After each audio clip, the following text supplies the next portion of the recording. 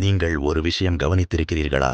முருகன் கோவில்கள் பெரும்பாலும் ஒரே மாதிரி இடங்களில்தான் இருக்கும்.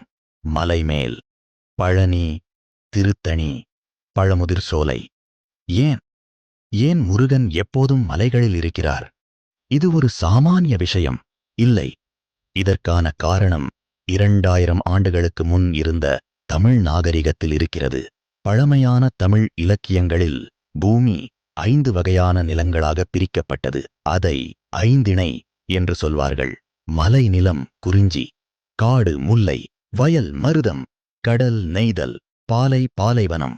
ஒவ்வொரு நிலத்திற்கும் ஒரு தெய்வம் இருந்தது. அதில் மலை நிலத்தின் தெய்வம் முருகன்.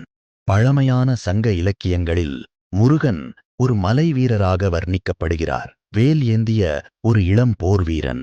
மலைகளில் வாழும் வேட்டையாடும் மக்கள் அவரை தங்கள் பாதுகாவலராக நம்பினார்கள்.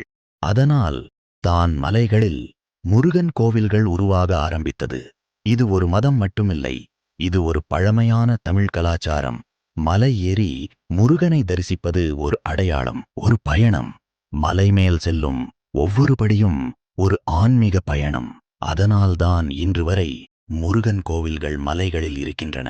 ஒரு தெய்வம் மட்டுமல்ல, ஒரு பழமையான தமிழ் மரபின் உயிருடன் இருக்கும் நினைவு. அந்த மலை தெய்வம் முருகன்.